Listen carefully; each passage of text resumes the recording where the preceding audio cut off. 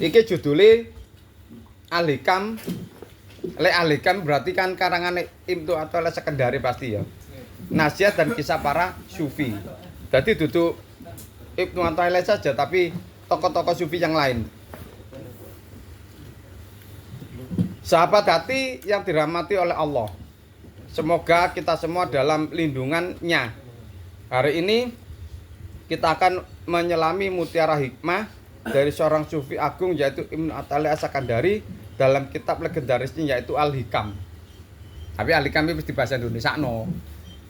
Gak bahasa Arab, apa gak paham kok. Yang penting kan meskipun bahasa Indonesia tetap kita memahami akan inti daripada kitab Al-Hikam itu sendiri. Hikmah pertama, iki moro-moro hikmah pertama rek. Di antara tanda-tanda orang yang bergantung pada amal bukan pada Allah adalah berkurangnya harapan ketika ia tergelincir dalam dosa, yaitu mang yang saya ceritakan tentang apa orang yang masuk surga dengan amal. Ibaratnya lek dengan amal iku nang surga iku jek ngontrak ya oleh kontrakan. Lek keleleran. Ada itu golongan yang masuk surga dengan amal itu ada. Tetapi tidak dengan ilmu. Lek ilmu itu sampean itu sebagai apa? Sebagai hambanya Allah di dalam surga itu untuk memberi apa? Memberi makanan bagi orang-orang yang masuk surganya dengan amal. Sampean rek kuduan setelah kita meninggal kalau kita berilmu beda dengan apa yang masuk surga dengan amal. Sampai yang memberikan makanan, mereka yang duduk sambil menunggu. Menunggu apa ya, bagian makanan yang mau disajikan oleh orang-orang yang berilmu. Maju gede, panganannya akeh, menunggu tinggal orang yang berilmu membagi. Dan orang berilmu meninggalnya orang berilmu itu apa sudah punya tempat di surga yaitu bilik jere bilik ya tempat tadi duduk ngontrak maneng sampean. Tetapi bagi mereka katakanlah nanti kalau amalnya itu banyak sehingga dia ngontrak itu nanti juga ndak jenenge ngontrak berarti kan gak sok kekal. Itu pasti nunggu anaknya yang soleh supaya pak kontrakan ini tetap dia itu anak soleh sok bayar sok ngemel supaya tetap orang tuanya yang di surga dengan ngontrak itu tetap bisa ngontrak. Karena tidak bisa karena berbeda dengan berilmu. Untuk mendapatkan tempat di surga tidak bisa karena dia wis putus sisan ilmune. Paham ya? Di dunia hanya bisa beramal masuk surga dengan cara beramal tapi tidak membawa ilmu. Gambarannya kayak ngono. Maka kita itu bersyukur karena kita masih untuk mencari ilmu. Meskipun kita mencari ilmu tapi kita tetap di jalannya. Kita harus bersyukur ya. Dan orang-orang yang amal itu, yang sering amal itu, ya harapannya iku mang jere Mas Rudi yang selalu mengkonsep atau selalu mindset lek kadung jeples mang padahal aku beramal ngene. Padahal aku ibadah ngene, padahal aku ngene kok jek koyo ngene ya. Itu. Bleset kabeh. Enggak sesuai dengan konsep kita, enggak sesuai dengan rencana kita. Itu yang ditakutkan kalau kita itu hanya beramal saja tanpa ilmu. Kalau kita dengan ilmu, meskipun bleset Mas Agung, yo kan kita sudah mengetahui tentang takdir Mas Agung. Oh ngono kuwi sudah diatur oleh Allah. Akhirnya kan sing jenenge getun kan enggak nemen-nemen amat karena kita berilmu. Lek gak berilmu mah susah kita. Penjelasan menurut Ibnu Athaillah membuka kitabnya dengan peringatan penting bagi pencari jalan Allah salik. Ia menekankan bahwa orang yang bergantung pada amal ibadahnya akan kecewa dan putus asa ketika jatuh dalam dosa. Mengapa? Karena ia merasa keselamatannya tergantung pada amal itu, bukan pada rahmat dan kasih sayang Allah. Padahal yang menyelamatkan seseorang bukan banyaknya amal, tetapi keikhlasan dan kerendahan hati dan pengakuan bahwa semua karena Allah. Balik mana kan Mas Agung? Kalau kita berilmu, semua itu karena Allah, itu namanya takdir Allah. Kalau kita sudah mengetahui takdir Allah, meskipun rencana kita meleset, itu gak para amat ketune ngono lho. Tetapi keikhlasan dan kerendahan hati dan pengakuan bahwa semua karena Allah. Hikmah ini mendidik jiwa untuk tidak ujub, bangga diri dengan ibadah. Kayak seolah-olah ibadah itu wakeh, kayak kamu itu setiap hari 100, kamu itu menjalankan sholat sampai 100 rakaat dan lain sebagainya. Tetapi ibarat kalau kita tidak berilmu, ya akhirnya tidak, istilahnya kita itu tidak merasakan rahmatnya Allah, bahwa kita itu bisa beribadah. Kita dapat rahmatnya Allah itu sudah sebaik-baiknya kita, sebagus-bagusnya kita, sebagus-bagusnya kita sudah menjadi hamba. Karena yang dibutuhkan di dunia itu hanya rahmat, cinta kasih. Lek Allah gak cinta, bereset kabeh lho rek. Itu Gus Bah sudah menerangkan tentang itu lho rek. Bahwa hakikatnya kita itu yang kita butuhkan kepada Allah bukan apa-apa, tapi rahmatnya, kasih sayangnya. Lek sampai dicintai oleh Allah, ya apa benar dicintai oleh Allah? Oke, segala kebutuhan akan dicukupi. Pada ibarat sampean cinta mbek istri sampean lho. Istri sampean cinta mbek sampean niku lho. Apa gak sampean belanjani ta? Mun saking cintai kok. Ibaratnya kayak ngono. Sekaligus memberi harapan besar bagi mereka yang pernah jatuh dalam dosa, bahwa rahmat Allah itu lebih luas dari kesalahan manusia. Jadi apapun kesalahan manusia, dosa manusia, itu Allah pasti menunggu. Karena apa? Rahmat Allah itu luas sekali. Sampai akan ditunggu sampai kita itu bertobat sampai Allah. Jadi kita itu ibaratnya andai kapan merasa dosa, yojo sampai kita tuh merasa dosa terus sampean mau sembarang kalir ngene-ngene, aku dosa apa doae kok ngene dosa. Ternyata apa? Rahmat Allah itu, ampunan Allah itu lebih luas daripada dosa kita. Dosa sampean itu setetes air. Rahmat Allah, ampunan Allah itu seluas samudra. Lek dicemplungno ya gak ono apa-apane rek dosa awak dhewe. Pasti Allah akan mengampuni dosa kita. Tetapi bagi siapa? Bagi orang-orang yang bertobat. Lek gak bertobat ya gak iso ngono ae. Bertobat dan mengetahui jalan. Kalau memang tidak mengetahui jalan, mencari guru sehingga guru itu membimbing jalan yang benar. Lek membimbing menuntun gak diculno. Kalau orang yang sering beramal itu biasanya orang-orang syariat mengendalikan amal. Sampai mari dikei dalan didudukno dalane cak kasbi. Iya. Sampai diculno dhewe, mbok sasar boga. Tetapi kalau kita itu dengan orang-orang ma'rifatullah, orang guru-gurunya sudah mencapai ma'rifat, dituntun sampai teko nggone, dituntun cak kasbi. Duduk-dudukno dalan tok dituntun. Ayo, bareng, ibaratnya koyo ngono. Paham ya, Rek? Bedane itu ya. Hikmah kedua, keinginan kita untuk menyaksikan tajalli manifestasi Allah. Nah, ini berhubungan dengan ngaji ilmu ya, Cak Mam ya.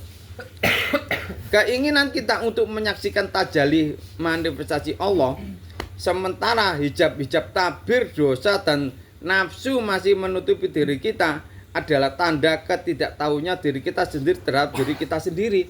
Jadi ojo maksa Allah bertajalli pada dirimu. Sampeyan kudu ya apa? Ya iku mang jere akmal apa? Akidah awam. Akidah awam ku apa ya? Menjalankan perintahnya, menjauhi larangannya. Ya Cak Bro. Mari ngono ikhlas, ridho dan wadaniyat akan takdirnya iki dasar iki rek. Dasar akidah awam ini. Maka kita jalankan seperti itu aja.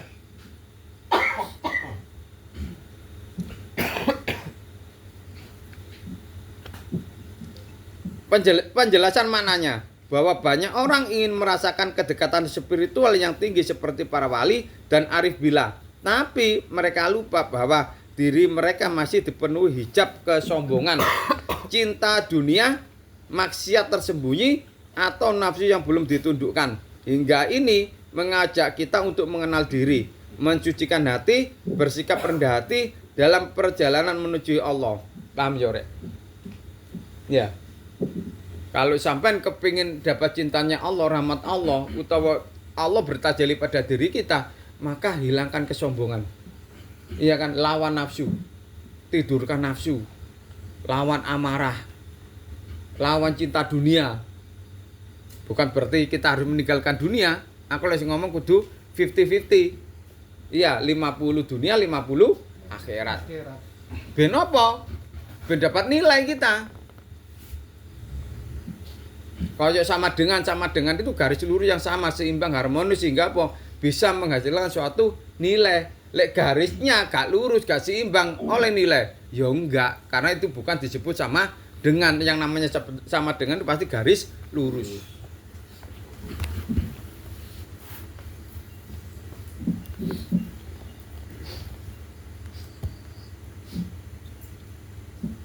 Mensucikan hati, bersikap rendah hati. Jelas, mensucikan hati kita dengan apa? Torekot, dengan dikir-dikir kan.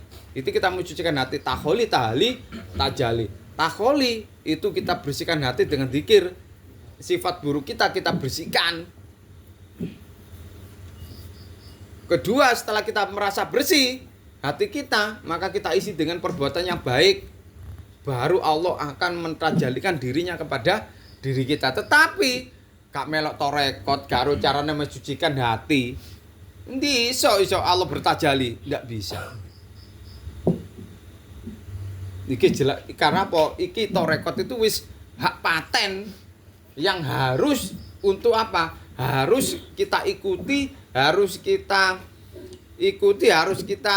berguru. Karena apa? Kalau tidak, ya itu tadi.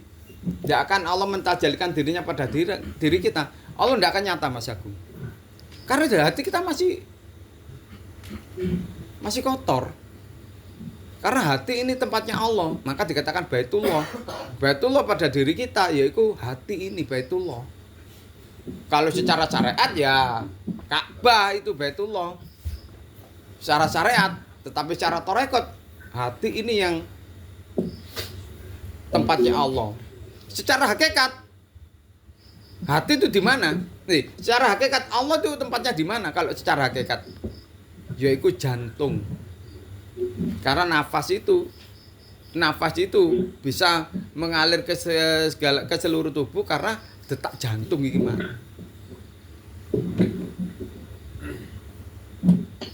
Lek gak ono jantung ya nafas juga iso berputar.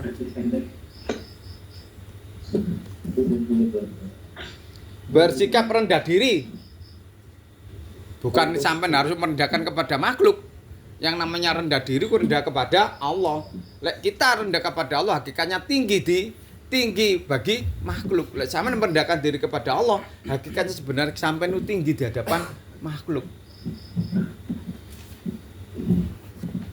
Paham ya, Rek? Lek sampean itu merendahkan diri di hadapan Allah, hakikatnya bahwa kita itu tinggi di hadapan makhluk. Maka sampean lek kepingin tinggi di hadapan makhluk, maka sampean harus merendahkan diri kepada Allah. Mengen gak sombong yu. Ujub, sombong, takabur, riyak, ujub. Tetapi kembali lagi itu bawaan daripada 4 unsur yang ada di tiap manusia. 1, karena kita berunsur api, maka kita punya sifat sombong. Siapapun yang namanya manusia pasti punya unsur namanya api. Kedua, unsur angin itu membawa sifat takabur. Ketiga, itu airul. Apa air? Berarti apa? Riyak. Tanah, apa berarti? Adalah ujub. Itu bawaan kita semua.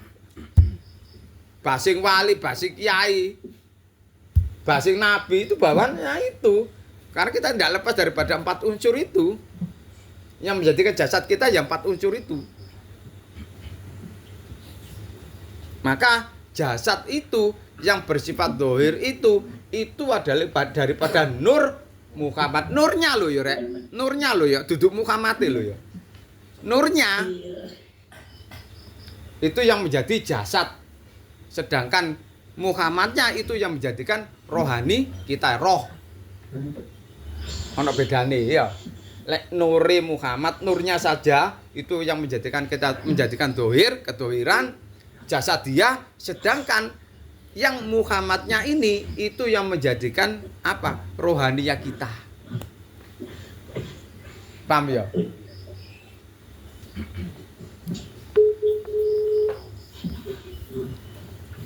Maka jangan buru-buru ingin merasakan cahaya kalau perjalanan menuju jangan buru-buru ingin merasakan cahaya kalau tabir gelap di dalam diri belum disingkap. Ya apa caranya menyingkap? Ya ngaji rek. Siapa sing iso nyingkap tabir Rul? Ya gurune Rul.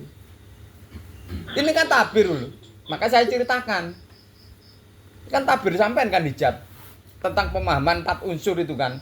Terus ilmu-ilmu yang lain. Siapa sing hijab? Ya gurune sampean akhirnya tahu. Oh, ternyata rek setiap manusia punya unsur api yang dasarnya itu yaitu mempunyai sifat sombong seperti iblis. Iya kan? Iblis kan dari api. Inti pesan, kenalilah dirimu sebelum kamu mengklaim mengenal Tuhan. Bersihkan hijab, barulah cahaya bisa terlihat. Ini kan arti daripada man arafa nafsa faqad arafa robba. Secara umum yang kita kenalilah dirimu sebelum engkau mengenal Tuhanmu. Terus ya apa carane sampean kenal? Lek gak melalui guru Mas Agung. Loh iya kan? Moro-moro kenal dhewe ngono, sampean gak iso ngonceki nafsu, ini nafsu apa ini kehendak. Sampean kan gak iso ngonceki keinginan sampean. Iya kan, Yu? Karena gak ngaji. Padahal bayangan sampean iku kehendak Allah ternyata tidak apa nafsumu. Mau gak tahu dibersihkan, lek sampean bisa membersihkan nafsu di dalam hati, menekan nafsu, maka itu bisa dikatakan kehendak. Sampean aja lek gak berguru, sampean ndek iso metodene untuk menidurkan nafsu. Iya kan, Rul? Ini logika kan, Rul? Iya. Nah, tengah dengan guru dengan memberikan metode zikir, maka zikir yang sampean kerjakan yang disarankan oleh guru, yang diperintah guru ya kerjakno. Supaya besok menekan hati iki Abi. Ya kaya Allah. Apa ae sing diperintah alif lam lam ha alif lam lam ha alif lam lam ha tancapkan di dalam kolbi. Hati ini. Karena iri, dengki, musyrik, sombong ana nang ati rek. Duduk nang kene iki lho. Akal sehatmu sing siji tambah siji sama dengan 2 sakjane iku bener. Iku sok keliru karena tertutup hati sing iri. Sing sombong. Maka hati ini hijab bagi diri kita. Lek gak ditekan ambek zikir. Karena yang ada nafsu Mas Agung. Lek nang ada nafsu di dalam dirimu, di hatimu, Allah bersemayam? Enggak. Allah bertamu? Enggak. Ngujukno nafsu. Ngerak bahasanya ndak suci. Allah butuh kesucian karena Allah itu suci. Maka hati kita itu paling tidak meskipun tidak suci berusaha untuk mensucikan hati dengan cara apa? Dengan cara metode berzikir. Lah zikir itu variatif. Duduk la ilaha illallah tok. Banyak zikir itu. Lah zikir itu tujuan dan manfaatnya beda-beda. Itu juga akan tergantung dari pemahaman ilmu. Zikir itu. La ilaha illallah, la ilaha illallah. Lho beda. Peningkatannya juga beda. Biqalbi Muhammad dengan harapan apa? Hati ini terisi dengan hatinya Nabi Muhammad. Sing wingi Cak Basit yo. Sing critano mbek wong Banjar iku bahwa di dalam diri kita itu ada dirinya Nabi Muhammad. Dalam diri kita ada dirinya Nabi Muhammad. Apa? Loh berarti iya itu artinya cahaya daripada nur Muhammad di dalam hati kita itu, cahaya nur Nabi Muhammad, sehingga menjadikan iman di dada ini, menjadikan iman. Lek gak ono nur Nabi Muhammad, sampai ndak ada nur iman.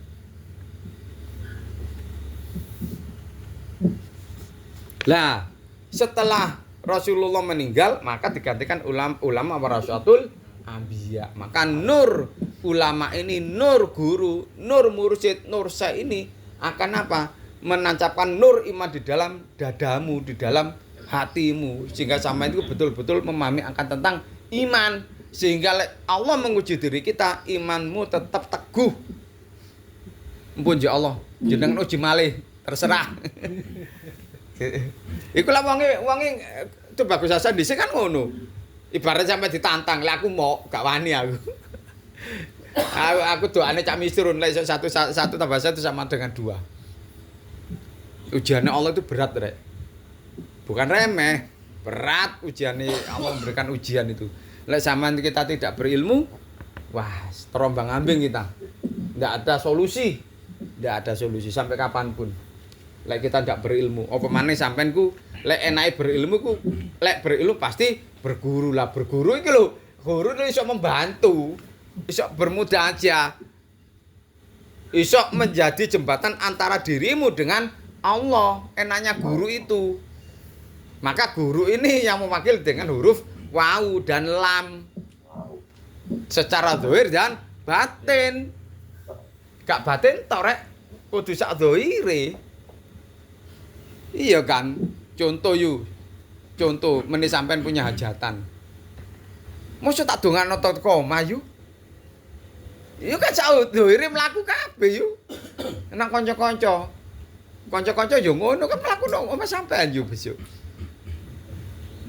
Aku lek ngene tok, berarti kon sampean kale buuan lah. Loh, iki anu lho rek, fakta kan iki yu. Iya kan ya? Iya kan yu.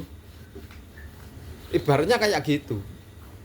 Itu enaknya kalau kita punya guru zahir dan batin. Ini loh yang dikatakan pakaian Rasulullah, Rek. Pakaian Rasulullah itu ya iku mang gurune iku zahir batin. Duduk batin tok. Sak zahire.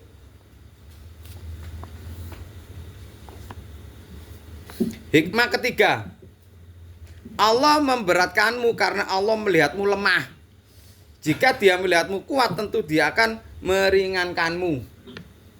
Jadi berarti penjelasan maknanya, kadang hidup terasa berat, ujian datang bertubi-tubi, kesulitan tak kunjung usai, tapi justru itu tanda bahwa Allah tahu kita butuh dikuatkan. Jadi mana wong kuat itu merasa kuat itu jenenge sombong. Maka lek sampeyan merasa sombong, ya tambah direndahno mbek Allah. Maka kita harus apa? Ya merasa lemah. Sampai ono dikire Nabi Yunus ya. Ya Hayyu Qayyum la ilaha illa anta subhanaka inni kuntu minadh dhalimin. Ayo, kon merasa zalim, maka sampean akan diangkat derajatnya oleh Allah. Ojo merasa sombong, tambah dijengkur sampai pangeran sampean. Itu Nabi lho rek dikirim. Ngaku dirinya dolim. Apa maneh awak dhewe sing dudu sapa-sapa kudu tambah sing akeh merasa dolim, merasa iri, merasa dengki, wis sombong, takabur, riya. Aku itu. Sifat-sifat itu. Maka Allah akan ngangkat derajatnya awak dhewe. Aku nono. Lek kita tuh dolim, lek kita tuh kafir, lek kita tuh syirik. Aku nono. Ojo tambah nggak merasa iku. Yang namanya manusia itu tempatnya dosa. Sampai kapanpun kita berdosa. Harus ngomong bolak-balik. Tetapi para pendosa, para maksiat itu dicintai Allah. Lek gelem bertobat. Allah itu lebih dekat pada orang-orang yang bermaksiat, pendosa, daripada apa? Orang-orang yang merasa alim, merasa berilmu, merasa sembahyang iku paling khusyuk, merasa tahajud iku wis gak pedhot. Karena Allah membolak-balikan hati manusia. Sing kiai iso dadi korupsi, akeh lho rek iku. Akeh lho. Sing dhisik preman ngerampok dadi kiai. Maka kita tidak boleh menjudge orang. Kita tidak boleh mengukur orang itu dengan kedzohiran. Kita tidak boleh meremehkan manusia. Kita tidak boleh memandang sebelah mata. Sampeyan ro dajal lho. Ya, sampeyan tahu dajal lho. Dajal itu cirinya bermata satu. Lek sampean mudah untuk mudah untuk memandang sebelah mata orang, sampean sudah punya sifat dajal. Maka segeralah bertobat. Contoh rul, mandor, contoh sing kaya, mari ngono terus mari ngono merendahkan orang sekeliling, sampean sudah punya sifat dajal itu. Karena kekuasaan, jabatan, harta hancur nanti. Lek gak hancur hartane, menungsane sing hancur. Gak iso menikmati duwe sakmono akeh yu. Hah? Pantangan akeh. Ana mangi daging mangan gak oleh. Mangan kepiting gak oleh. Padahal iku sing enak-enak. Ya kaya. Ya. Ya ngombe legi gak oleh. Es campur ku enak. Kopi gak Gak oleh. dipatin nih. Kalau dipatin nih. Allah memberatkanmu karena Allah melihatmu lemah. Jika Dia melihatmu kuat, tentu Dia akan meringankanmu. Penjelasan maknanya, kadang hidup terasa berat.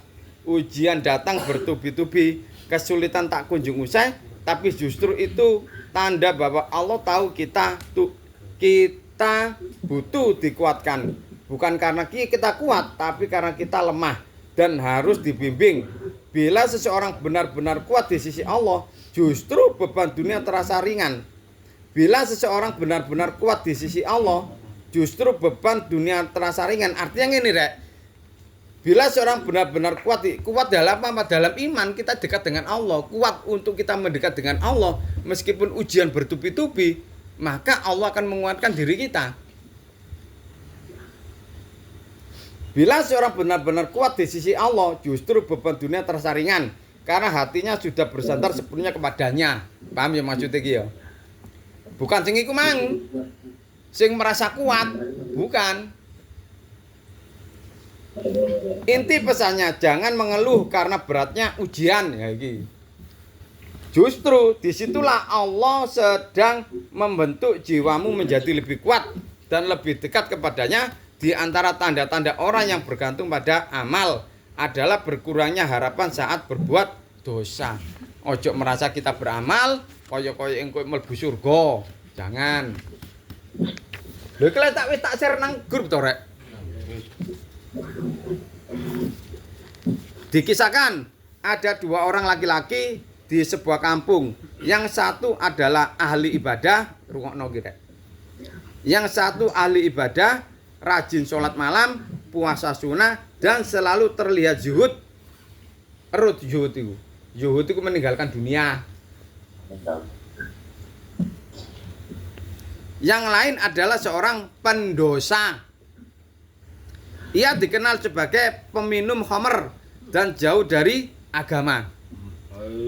Suatu malam, si pendosa menangis terjedu-jedu di sudut masjid. Memohon ampun kepada Allah dengan hati yang remuk. Sementara si ahli ibadah melihatnya dari kejauhan. Maka si ahli ibadah itu berkata dalam hati, Mas Agung, tidak mungkin ia diterima oleh Allah. Ya memang doanya dia. Dosanya terlalu banyak, kata si ahli ibadah itu. Malam itu keduanya meninggal dunia. Dalam mimpi seorang alim, Allah memperlihatkan bahwa si pendosa diterima di sisinya. Sementara si ahli ibadah diabaikan. Ketika ditanya mengapa, dikatakan yang datang dengan merasa tidak punya apa-apa. Yang pendosa dengan merasa tidak punya apa-apa kecuali harapan kepadaku. Yang satu lagi datang dengan membanggakan amalnya dan merendahkan orang lain. Paham ya, Rek? Ojo sekali-sekali merendahkan orang lain. Merendahkan orang lain itu pada zaman memandang sebelah mata. Apa lek gak ngene mata satu to Cak Pur? Apa gak dajal ya Cak Pur? Lek ndelok iku anu rek, lek ndelok iku mata loro. Dohir ambek batin. Sing dohir iki sing kanan Cak Pur. Sing batin iku sing kiri. Maka biasanya orang pelambang makrifat ku ya mata sebelah kiri.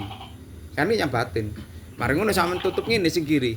Lho, sampean nembak iku lho ngene ta. Ngene ta ngene sampean nembak iku. Pasti nggih mata kanan. Sing kiri ditutup Mas aku. Wah, iki target iki. Ya kan mas target iki TOP iki ya. Mulai jam piro iki? Mulai jam Oke. Ya kok amelam alim anteku. Ora duwe iki. Paham Cak Waryo? Jangan memandang orang sebelah mata. Ukur dulu. Lek misalkan konku ganteng, konku sugih, konku duwe jabatan dan sebagaimana dari sebelah mata jek ana pantese. Wis welek, wis wireng, wis endek ya cabur. Wis gak duwe apa-apa. Ndek kok campur. Makane tak celuk kok jawab. Padha campur. Kasih pantes ta? Kakang pola bisa. Kandhane pantes ta. Ayo coba rek, iya. Tobato. Apa yang diunggulkan ngono lho. Hah? Ya lek ganteng, marang ngono sugih duwe jabatan, wong loman ya, sumpah gak apa-apa, no, seimbang. Wis.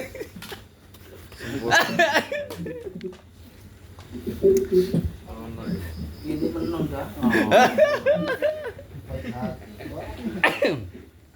Malam itu keduanya meninggal dunia. Dalam mimpi seorang alim, Allah memperlihatkan bahwa si pendosa diterima di sisinya, sementara si ahli ibadah diabaikan.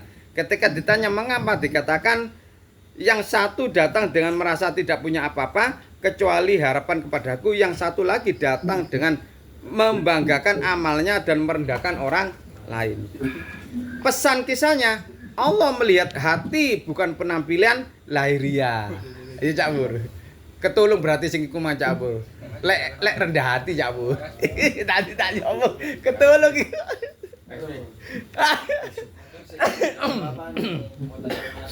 Pesan kisahnya, Allah melihat hati bukan penampilan lahiriah. Jangan merasa aman dengan amal dan jangan putus asa karena dosa. Inilah makna dari hikmah pertama al-hikam. Jangan engkau bersahabat dengan orang yang katanya tidak membangkitkanmu dan ucapannya tidak menunjukkan kepada Allah. Itu dilarang pisan. Ana kanca meskipun ahli ibadah tetapi sering menjatuhkanmu. Ya aja dikonco Mas Agung. Karena apa? Itu iri itu. Sehingga sampean kon paling ini, kon paling ini, padha-padha ahli ibadahe. Iku soalnya apa? Hatinya ini tidak pernah dibersihkan. Penyakit dengki itu. Sehingga keluar kan bukan kebaikan. Iya, gak manfaat. Bahasane kaya ngono iku. Sajane kan kita yang namanya teman kudu tetap support. Iya kan? Iki enggak malah jatuhkan. Wis gak usah karepe sampean niku itu dihitung-hitungan sampean niku iman datang pada Allah arep nyicil sepeda. Kanca sampean perlu sampean niku pas-pasan. Jo kon kok soro, kon kok ngene bla bla bla ngono. Ya soalnya kancane iri. Sampeyan soalnya sok tuku sepeda ya Cak Pur. Termasuk Lah iya kan? Bayar. Karena termasuk iri kan. Bayar dah. Sajane jenenge support ngene. Gak popo. Wong itu yang namanya rezeki itu nanti datang kapanpun dari arah manapun. Kalau Allah sudah berkehendak dan kamu beli sepeda bukan untuk kesombongan, tapi untuk keluarga, nanti rezeki pasti ada. Terus melihat anak sampean wis piro, mosok kabeh nduk sepeda terus sampean gak nduk sepeda dhewe. Ya apa bae. Iki kan support kan kudu ngono Mas Agung. Gak tambah dijatuhkan. Akhirnya dengan support itu kan ibaratnya kancamu kan berdoa pisan.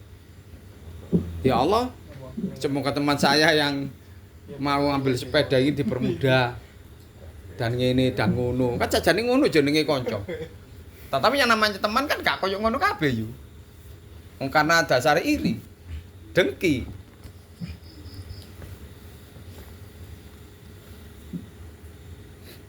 Jangan engkau bersahabat dengan orang yang keadaannya tidak membangkitkanmu dan ucapannya tidak menunjukkan kepada Allah. Kisah seorang pemuda dan penjual roti. Dikisahkan ada seorang pemuda miskin di kota Damaskus. Ia rajin belajar agama namun imannya sering turun naik. Suatu hari karena lapar dan lelah, ia terpikat pada ajakan teman-teman lamanya untuk bekerja di pasar sebagai pengangkat barang. Di sana ia bergaul dengan orang-orang kasar yang suka mencaci. Ingat doa kita ya. Apa semoga kita itu di pertemuan dengan orang-orang mukmin dijauhkan daripada orang dolim. Ini ceritanya ini Mas. Di sana ia bergaul dengan orang-orang kasar yang suka mencaci, meledek agama dan memperolok para ulama. Lambat laun hatinya menjadi keras, ya mang si penjual roti. Ia tidak lagi semangat belajar dan mulai menganggap ibadah sebagai beban. Suatu malam, hujan deras turun. Pemuda itu berteduh di depan toko roti. Seorang kakek tua yang dikenal soleh, sang kakek mempersilakannya masuk lalu menyodorkan roti hangat sambil berkata, "Nak, setiap malam sebelum tidur aku membaca istighfar 100 kali. Kadang aku menangis bukan karena dosa, tapi karena takut lupa menangis." Saking kerasi kan. Wong lek gak tau nangis iku saking kerasi. Iya kan? Artinya nangis tidak dalam ibadah atau sholat duduk. Sampean kan pasti terenyuh. Katakanlah baca datu sampean delok film. Lah film iku ternyata kan akhirnya terenyuh sampean. Mosok gak sok nangis sampean. Nonton film iki lho sing kan mosok gak sok nangis sampean iku. Lah aku gembeng yo. Aku nangisan. Sampai aku sering dilokno bojoku ambek anakku. Lek ndelok-ndelok konten-konten sing anu ku terenyuh. Nangis aku. Hatinya bersih, tersentuh. Lah kan lah mosok gak iso kan ngono. Lek secara mata sampean lihat lek iku ono suatu sing kejadian sing sakno ta ya apa lek gak terus yo berarti kan mengeras hatimu. Gak ono rasa sakno belas. Mengeras kan hatimu. Ucapan itu menusuk kolbu si pemuda. Ia tersentak, hatinya bergetar. Ia sadar selama ini ia dikelilingi orang-orang yang membuatnya lupa akan Allah. Malam itu ia menangis dan keesokan harinya ia kembali ke madrasah, meninggalkan pekerjaannya dan memutuskan untuk bersahabat hanya dengan orang-orang yang mengingatkan pada akhirat. Mas Rudi? Ya Mas Rudi. Maka pilihlah sahabat yang membawamu lebih dekat kepada Allah. Ya kan? Sahabat itu belum tentu dekat dengan Allah loh Cak Bur. Sakjane kan bahasanya carilah guru yang dekat dengan Allah. Akhirnya kan bisa membimbing. Karena teman itu kan belum tentu dekat dengan Allah. Tetapi lek guru itu bisa menjadi teman. Bisa menjadi teman dekat kan? Apa ngene iki gak teman dekat tau yu? Iya kan? Yo mangan, ngombe, yo guyon jean. Berarti apa? Guru rasa teman. Masih gurune yo ngono, mau dadi teman rasa guru, mau.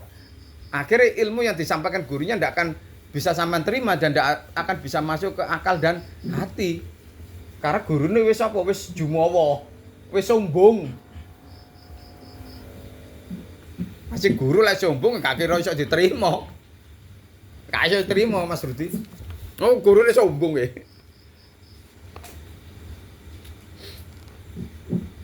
Tanya Ustaz. Iya, Mas Agung. Berhubungan dengan hati yang kebeng istilahnya. Seringkali kita melihat di media sosial di saudara kita yang di Palestina. Nah, iya. Pasti kita itu merasakan menangis. Tapi kita tidak bisa berbuat apa-apa. Secara dohir. Jadi kita hanya bisa berdoa. Tapi ada juga yang menyarankan kalau bisa kita berusaha, misalkan ada cara-cara lain seperti kita memboikot produk-produk dari Israel. Tapi kita sendiri juga sulit. Apalagi seperti saya sendiri di rumah punya toko kecil-kecilan. Nah, Kalau itu saya bagikan, itu juga mematikan pasaran saya juga. Jadi saya juga berpikir terus apa yang bisa kita lakukan. Apa Terus Mas Agung? bagaimana? Maksudnya apa yang bisa kita lakukan untuk hal seperti itu? Kalau jawaban saya simpel. Apa? Ya satu, hanya berdoa.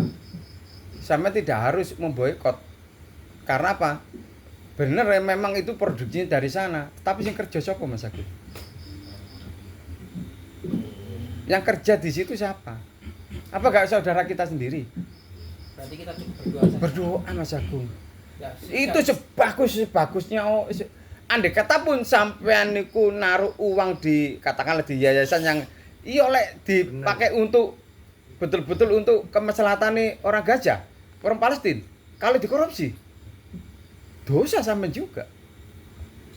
Maka kita cukup dengan doa. Itu yang kita bisa. Gak usah berlebihan. Belum tentu sampean tonggo kanan kiri sing penting di Palestina apa kanan kiri.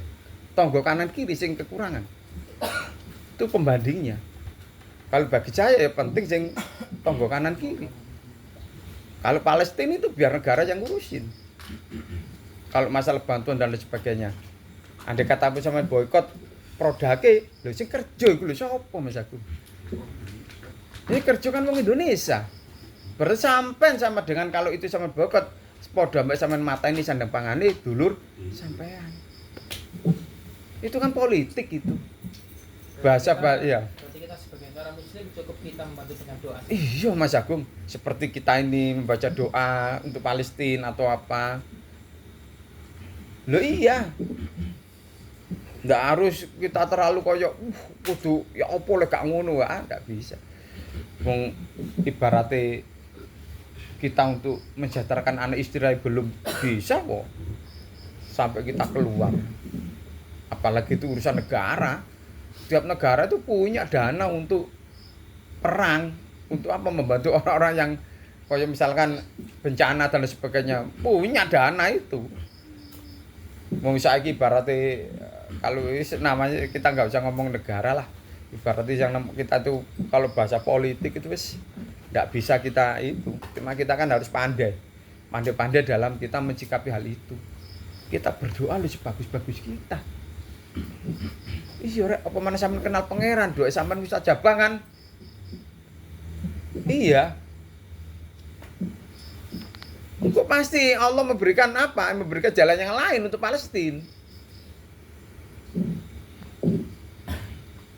Sampai ada pertanyaan ini. Iki sapa teko Mongol. Mongol iku Satania. Kelompok Satania. Hah? Stand up. Mongol kan Satania, dia kan mencari kesalahan dari agama Kristen. Pokok agama-agama yang agama-agama itu cari kesalahannya sama Satania itu. Kalau muslim belum bisa dia. Dia masih banyak mengiyakan muslim. Sampai pertanyaan gini. Iki Habib Jafar loh ditakoki. Ayo Bib. Masalah Gaza itu Israel sama Palestina itu siapa yang salah? Apa Cak Imam? Itu perang politik di situ. Enggak Cak Imam. Jawabannya simpel Mongol. Sing salah Nabi Ibrahim. Lha lapo? Iki kan kasusnya Ishak ambek Ismail. Lah zaman niku po dibagi warisan lah gak royokan. Simpel kan jawabannya. Iya kan? Jatuh Nabi Ibrahim iku lek sadurunge dhek sedo wis bagi warisan gak mungkin ono royokan gajah. Ayo itu Mongol itu. Itu logika itu, benar itu. Tapi kalau nggak ada perang Gaza ya kiamat ya. Enggak. Itu sampai kiamat kan. Iya, irtanya gitu. Oke, seterusnya kan sampai kiamat nanti. Kan ngene. Itu kan kalau kita berbicara masalah apa? Tanah negara. Maka jadilah orang tua sebelum meninggal bagi warisanmu. Lek gak sampai bagi warisanmu maka sampai kiamat. Nah, perang kayak gitu. Siapa sing perang? Sak duluran Mas Agung. Hah? Buntelas. Ayo iku mbok yaur. Boleh mana? Ayo. Loh iya kan? Ya dari itu kan wis dari silsilahnya dari Nabi Heeh. Ibrahim. Di situ kan wis terbagi kedua suku. Antara Ismail sama Yahudi. Iya. Sukuwe lah dibagi. Tapi kan perebutan naik kan terjadi. Karena cara kasar kan yang merebutkan ini kan putu-putune kan. Lah iya Cak Mam. Lek putune katakanlah Ishak wis dibagi. Mari ngono ana surat apa warisan, surat ngene. Apakah terjadi? Yo gak. Ya kan Mas. Maka sadurunge mati ya kan dikasih kesempatan oleh Allah. Sebelum orang itu meninggal pasti dikasih kesempatan untuk apa bagi warisan. Warisan sak kotak. Lho iya rek. Saring ngeklaim kan itu. Heeh. Iki deku kan. Ayo. Lho iya kan? Maka jadilah orang tua yang betul-betul arif dan bijaksana. Untuk menjadi orang tua yang arif bijaksana, yo ngaji rek, yo marifatullah baru sampean iso arif. Lek gak ngaji yo enggak pasti kongkiren. Ini fakta iki rek. Yang terjadi pada banyak orang ini. Maka lek duwe anak loro kudu apa ya kudu adil Mas Agung. Suatu saat El protes. Lho iya nek omah iku. Yo gak iso, Pak. Lah apa wong sapa anak sampe cilik kuwi? Ini masih kecil. Ya, kan sapa? Tali aku. Rara. Yo gak iso. Gus, Pak Ustaz lah apa Rara cek cilik kok aku wis SMA yo uang sakunya juga beda. Iya lho. Ya apa sampean? Tambah detail. Sampai koyo ngono iku. Ini fakta ini. Supaya apa? Ya iku mang antara saudara ku tetep rukun. Wong kadang kowe sing gak dadi rukun perkara wong tuwa koyo ngono iku Mas Agung. Ya tak gak? Ya kongkiren iku mang. Oke. Ayo. Maka jadilah Tuhan untuk anakmu. Lek sampean dadi Tuhan untuk anak-anakmu berarti sampean kudu adil. Allah itu adil lho, Rek. Apa adil? Apa yu? Adil. Hakim, ya hakim. Iya kan, kebijaksanaan kan, bijaksana lho. Lek bijaksana itu gak mungkin kongkiren, pasti. Dan itu pun sudah dijelaskan di surat An-Nisa tentang itu. Karena zaman dhisik ya ngono iku Mas Agung. Sampai tertuang di surat An-Nisa tentang pembagian warisan. Ayo, lek gak sampean jalani di dalam hidup keseharian sampean, berarti sampean padha ingkar An-Nisa. Ya tak gak Mas Agung. Wong kadang sing garai gak adil perkara wong tuwa iku mang.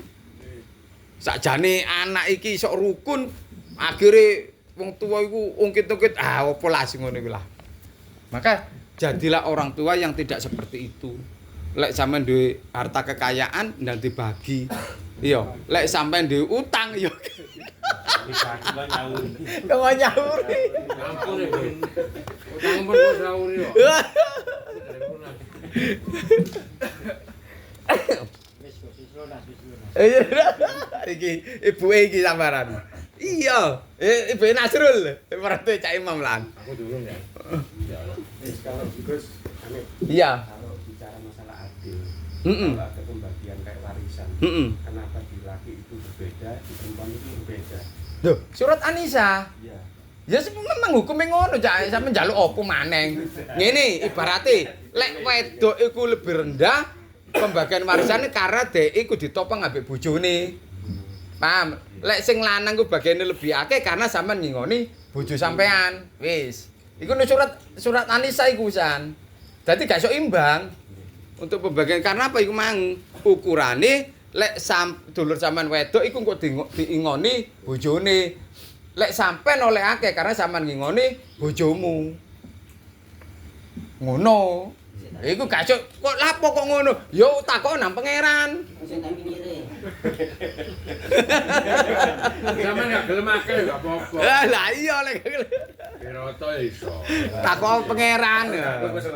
Lah. Iki Mas Rudi iki bener. Lek sampean iku orang bijaksana kabeh semua sak keluarga, maka iki dibagi rata. daripada iri-irian. Lek sampean gak gelem berarti sampean harus ikuti hukum di surat An-Nisa. Bener Mas Rudi iki. Rujukane bangsa. Rujukannya terakhir daripada zaman eker ya surat nu Al-Qur'an iku mang surat An-Nisa. Tetapi lek sampean bijaksana kabeh, wis duwe-duwe kabeh katalan sampean sugih, iku dibagi rata gak masalah. Karena kesepakatan. Nggih, sepakatan. Paham ya? Sampai aku berbicara kesepakatan lho Mas Agung. Sampai iya. Alam raya dan isinya ikut terjadi karena kesepakatan. Lho ya apa? Kesepakatan antara Ahmad ambek Muhammad atau Allah sama Muhammad, kesepakatan dhisik iku MOU. Sehingga akhirnya terjadi sampai sing Nabi Muhammad sing akhlake apik mboten jenengan mawon sing dadi Tuhane ya Allah. Kula hambane mawon. Lek gak ana kesepakatan Allah mbek Muhammad kepengin dadi Tuhan ya rusak. Padha kepengin dadi Tuhane, ya gak? Gak ketemu. Gak ana matahari dua, karate koyo ngono. Lek tata surya lho ya. Hubungan ambek tata surya. Gak ana presiden dua iku gak ana. Saiki presiden ambek perdana menteri ae rancu kok. Karena ya apa perdana menteri ku ya ibaratnya koyo presiden. Punya kekuasaan. Gak koyo presiden mutlak. Itu sama dengan kekuasaannya Allah. Mboten jenengan mawon. Padha ambek dialoge Sunan Bonang ambek Sunan Kalijogo, Sunan Kalijogo terhadap diriku. Jojoan sapa sing dadi guruku. Jenengan mawon. Mboten jenengan mawon.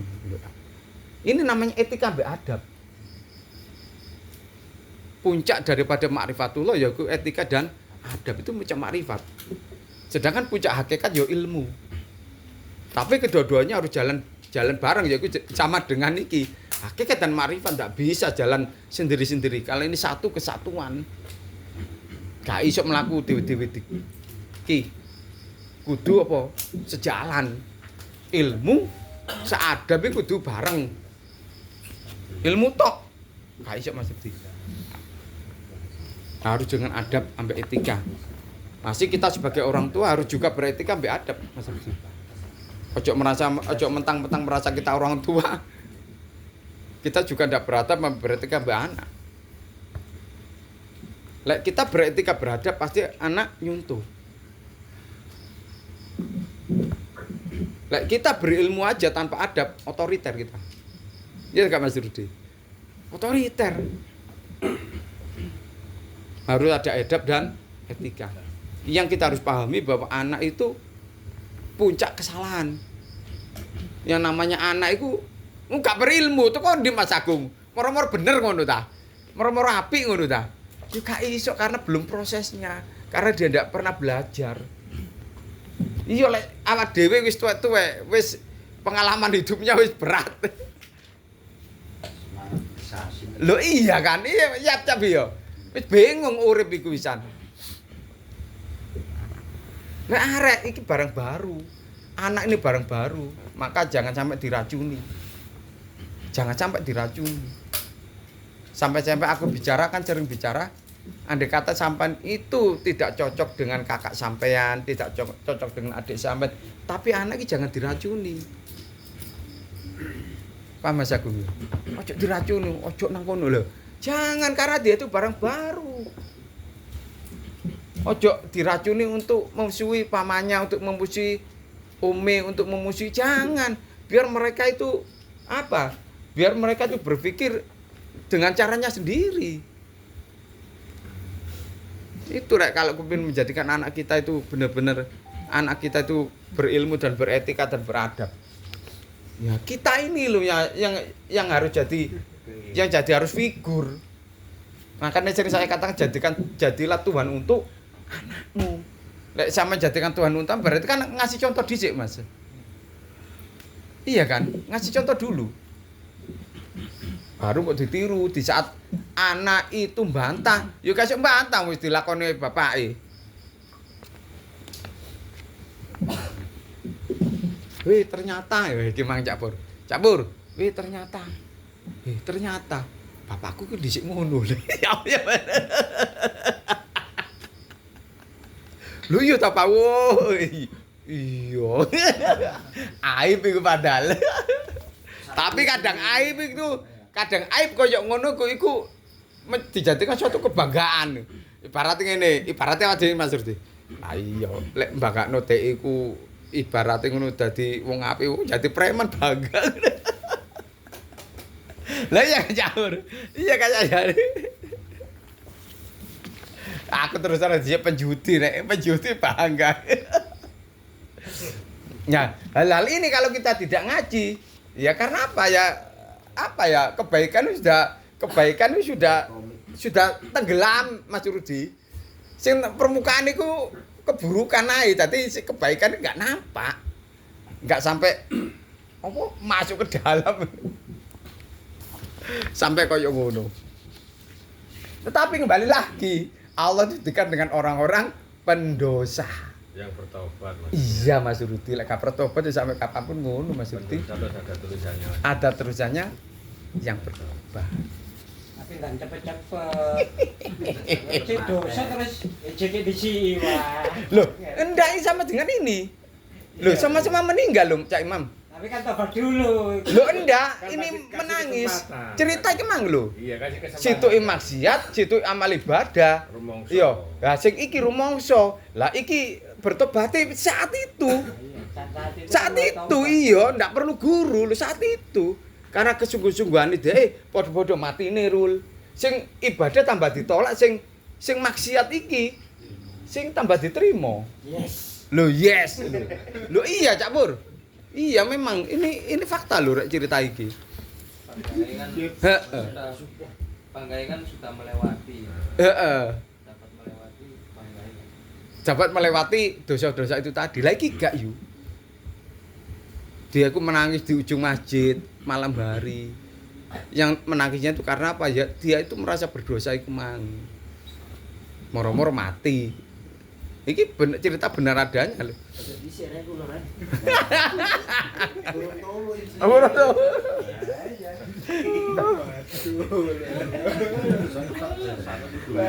Sana sing dulu iki lho. Angel. Oh iya. Kebutuhan dulu. Kosong revisi kontrak barang ya. Jam piro rek?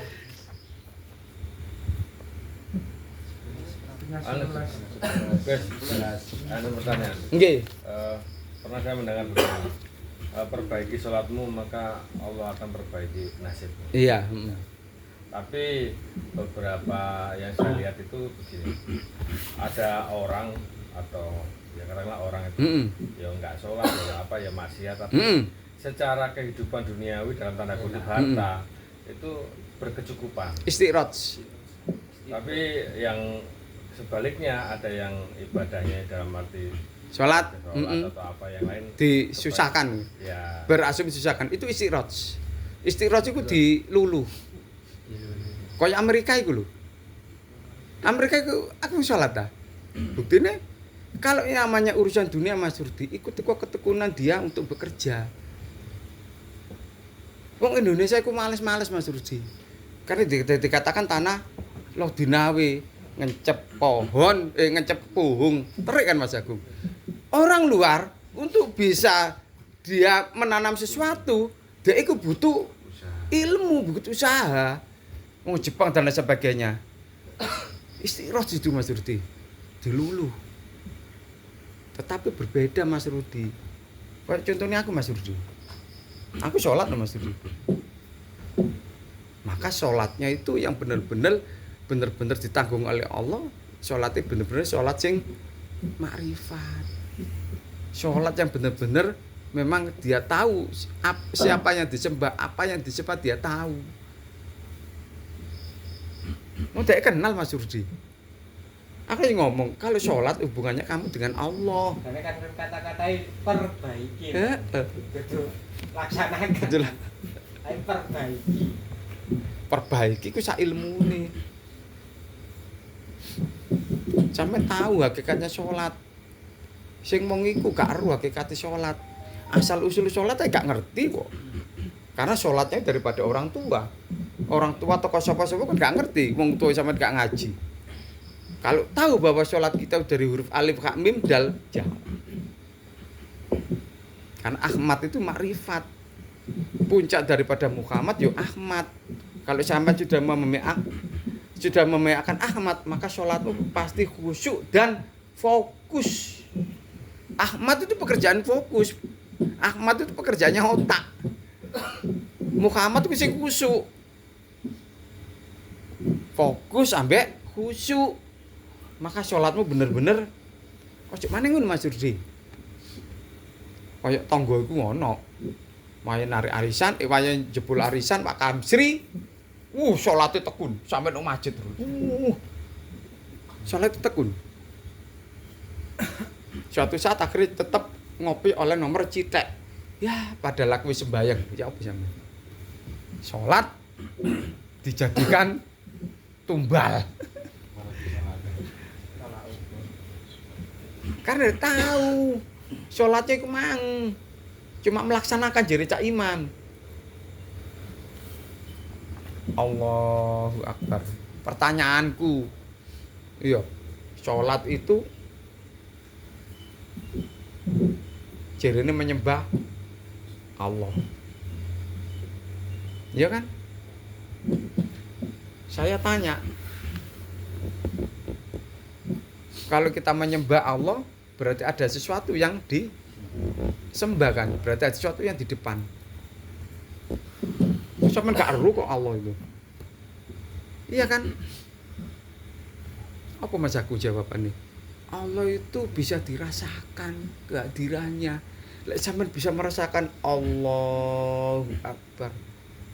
Itu baru sholat kita itu sudah masuk ke khusyuk sama fokus. Allahu Akbar. Bismillahirrahmanirrahim. Alhamdulillahirabbil alamin. Ka ono rasane blas. Wadolin amin itu kan rasane blas.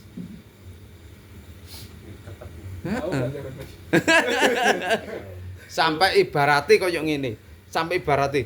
Kamu tahu bahwa Allah itu gak ketok lapo sampe sembah. Lho, lek Allah iso sampean Allah ku ketok iso sembah, terus piye? Protes nyaluk kabeh. Lho iya lho, terus piye terus ketok?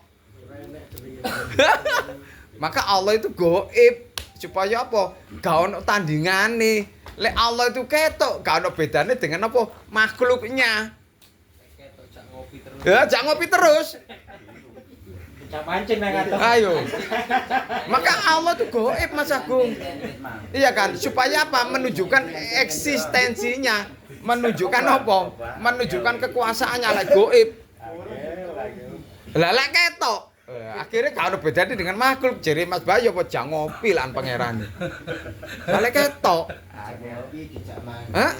Yang kelihatan itu adalah otomatis rata-rata ku ciptaan. Loh, Pak Ustadz, Gus, jere sampean wingi Allah itu nyata pada dirimu. Iya nyata tidak berwujud, tidak berwujud, tidak berbentuk. Nyata itu di dalam kehidupan saya. Loh kok iso apa? Karena Allah itu pasti ada di kehidupan saya, sehingga setiap permasalahan yang saya hadapi Allah pasti kasih solusi, dan Allah pasti apa? Menyelesaikan segala urusan saya. Itu namanya nyata. Duduk wujudnya gemleger ngene duduk. Melayu lah. Iya, melayu lah. Iya kan? Contoh gak ada. Contoh. Banyu. Iya. Foto-foto sampean iso maca Al-Fatihah kata gak Mas Agung? Aku maca Al-Fatihah. Suatu saat ono sakit tak ombekno. Sampeyan yo ngono. Ombekno. Beda. Mas Rudi. Beda Mas Rudi. Beda apa? Padha-padha macane Mas Rudi. Kadar ketauhidannya beda. Beda orangnya beda. Iya Mas Agung. Teko iku wis beda. Artinya apa Mas Rudi dengan iku? Bahwa Allah itu mengabulkan doa saya. Bagi sampean belum tentu. Iya kan? Berarti bahwa Allah itu nyata pada diriku, maka ya Allah ya Rasulullah, jawabanku kan gitu Mas Agung. Padahal mek ngene mawon lho. Iso ada efeknya di orang lain. Ayo yuk. Di saat Pak Ustaz Gus, kula padahal ngopi sampe takut gak mari-mari. Tahu bere itu bandem kok gak lapo-lapo. Iya beda. Berarti Allah itu masih belum bersama dirimu. Berarti ana sing kurang kok kurang dikiri, kurang salate, kurang ilmune. Kan ngono Mas. Iya kan Dul? Iya kan? Iya kan yo. Bedoan. Karena Allah sudah nyata pada diriku. Ngono loh. Segala urusan akan dipermudah. Maka ini supaya pemahaman ini yang saya sampaikan supaya sampean itu juga menyadari akan hal itu. Berarti kudu apa? Ya kudu jadilah orang arif, jadilah ma'rifatullah. Pemahaman kita harus menjadi ma'rifatullah, harus benar sampean mengenal Allah. Lek sampean mengenal Allah, ya kabul. Ingat. Rul, kanca-kanca kabeh. Jin niku rek iso ngobulno lho rek. Karena jin itu menyesatkan.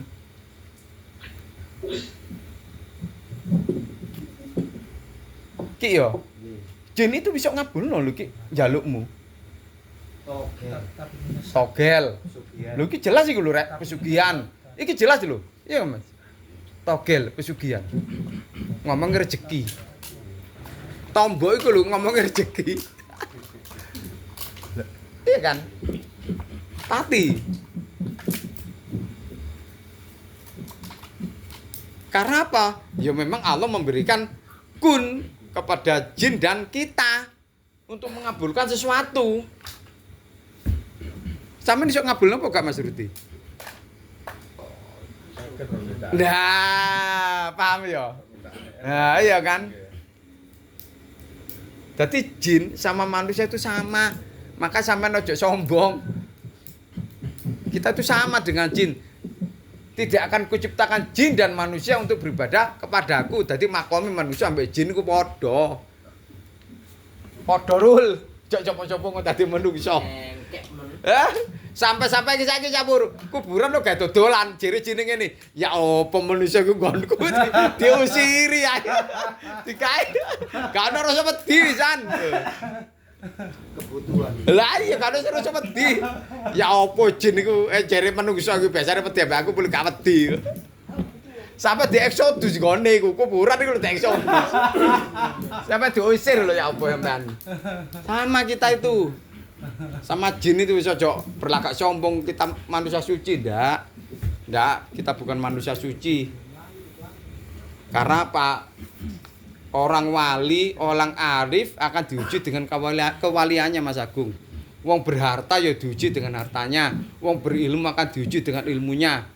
Wong sing duwe jabatan akan diuji dengan jabatannya. Apa? Wong jabatan biasanya apa? Kawin sak jagat kerat. Selingkuh. Diuji terus sampai kapanpun. Kita itu manusia itu. Diuji kita itu. Sing wali yo ngono diuji dengan kewaliannya. Aja enak kon mencapai wali terus ngono. Enggak iso tergantung kon manfaat agak. Lah iya, enggak ada bedane. Wali kan diuji ya. Aja kon dadi wali terus ngono. Enggak bisa Mas Durdi. Ono titik terendahe nanti sampean tetep akan diuji. Wali, ulama itu diuji dengan fulus. Ya tak gak? Ayo coba nek masjid iku ngongkon baca dikek dhuwit, budal enggak?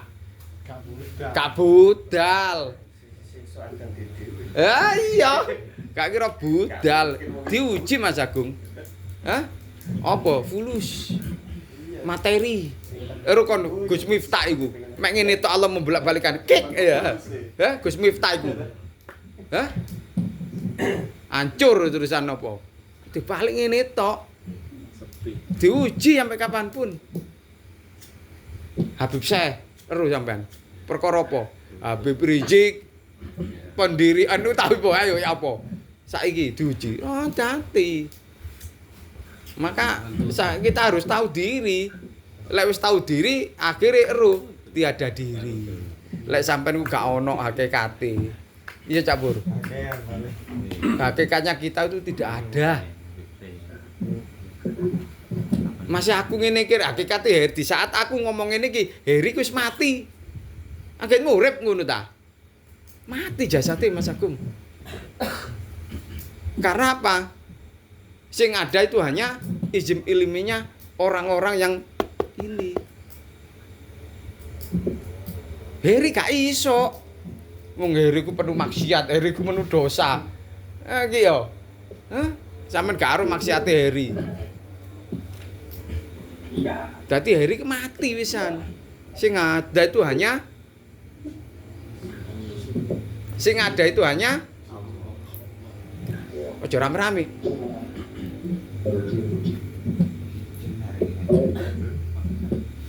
Salah kasih Siti Jenar. Ya kan ngono Mas Agung. Lek Heri ono gak iso Mas Agung jelasno koyo ngene Mas Agung. Heri ku wis fana bisa. Fana ku hancur. Fana ulfana wis hancur. Sing ono apa kebakokan, apa bakok ilmu. Orang yang meninggal, yang kekal itu apanya Mas Agung?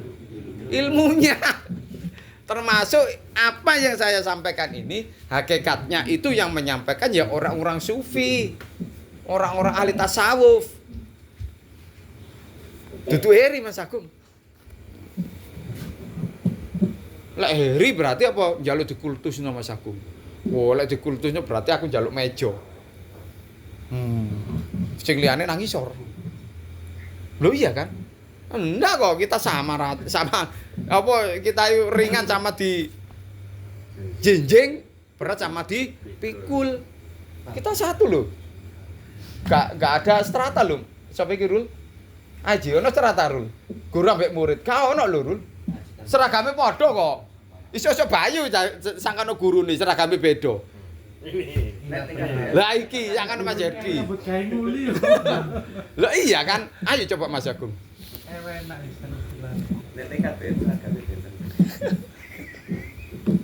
Karena kita bukan apa-apa dan kita bukan siapa-siapa.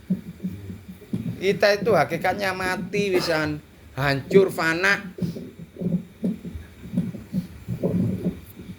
Maka orang alim, orang yang berilmu itu menganggap dirinya yang berilmu Mas Agung. Tapi kalau orang arif, orang marifatullah, dia menganggap dirinya bukan dirinya. Di saat dia berbuat baik, di saat dia bersedekah, di saat sholat, di saat zakat, di saat puasa, itu bukan dirinya hakikatnya. Itu kehendak Allah. Allah yang menghendakkan pada diri kita. Masih sama Jakwar, sama datang ngaji itu sebenarnya bukan kehendak sampean, kehendaknya Allah itu. Bukan kehendak sama, jo akon-akon sampean terus sampean teko terus enggak. Lah sampean kepengin pinter kaya guru nih, ya hilangkan keakuan sampean. Lek sampean tetep ono bercokol diri sampean, Cak Kasbi terus apa iki Dwiki Mas Agus je ono. Ya berarti sampean jek merasa ada keakuane. Ilangno. Sehingga Allah sama Allah bersinergi kan Mas Agung. Yang bisa bersinergi ku Allah dengan Allah Mas Agung. Atau Allah dengan Muhammad atau Muhammad dengan Allah, itu yang bisa bersinergi. Lek bisa bersinergi berarti apa? Lek ibarati izin ilminya orang tasawuf berarti sampean ya kudu ngilang nomor sampean bapak sampean juga orang tasawuf sehingga iso frekuensi satu frekuensi jadi Cak Imam. Lek sampean gak iso menyamakan frekuensi sama gurunya, sing disampaikan gurunya ya sampean jek gak mudeng. Pamrek ya. Ilangno lek ngaji nang kene ilangno dan menganggap bahwa kita itu di saat iki berarti Allah sing jamak. Allahnya jamak itu himpunan. Iya kan? Heri gak ono, camat gak ono, sing ono karena jamak jenenge jamaah pondok Made. Gone sing terkenal iku. Golek ono. Masih Gus Dur sing terkenal apa? pondoke jenenge Tebu Ireng duduk Gus Dure, pondoke Mas Agung. Daerahnya sampai dikatakan Syekh Abdul Qadir Al Jilani kok apa ya namai kuwe. Nama daerahnya Jailani. Masih ki yo ngene. Sing ana terbungkus di dalam apa terbungkus di dalam jenenge Pondok Made. Gak ono jeneng satu persatu wis gak ono Cak Wat. Pemane takkan dari Heri gak ono. Heri wis mati. Hari ini juga saya mati siap, ibaratnya koyo ngono. Iya. Ibaratnya koyo mati. Mati apa rek? Mati keakuane rek. Mati nafsuwe. Sampai ibarate yo, sampai ibarate. Yo. Sampai aku dijak ponakanku nuk batu lho. Wingi budal lho. Jumat isuk mulai. Sepurane gak iso aku soal ngaji. Dikongkon prehi sampean. Gak. Karena apa kanca-kanca iki cek butuh saya. Sampai niat mrene Mas Agung. Iya. Kalau maneh kan ngaji Mas Agung. Kalau maneh isi gua aja. Lah moro-moro tak tinggal bersenang-senang apa gak dosa ta aku. Pertemuan kita hanya 1 kali 1 minggu. Iya lek sampean bendino ngono ketemu gak masalah. 1 minggu hanya sekali.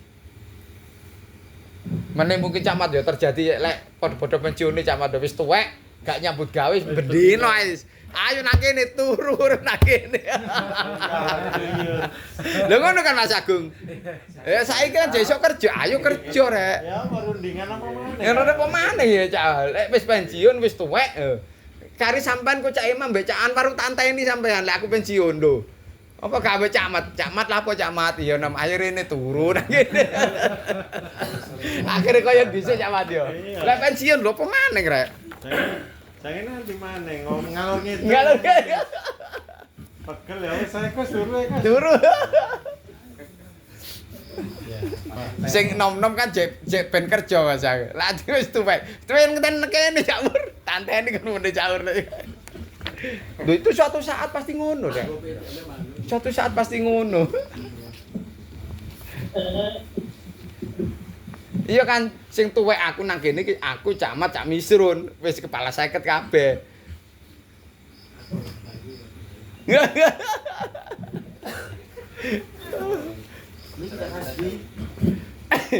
Oh iya gak. Oh cek tuwekan Cak Wardi kok Cak Wardi padha mbek aku 75. Sampai aku Cak Wardi.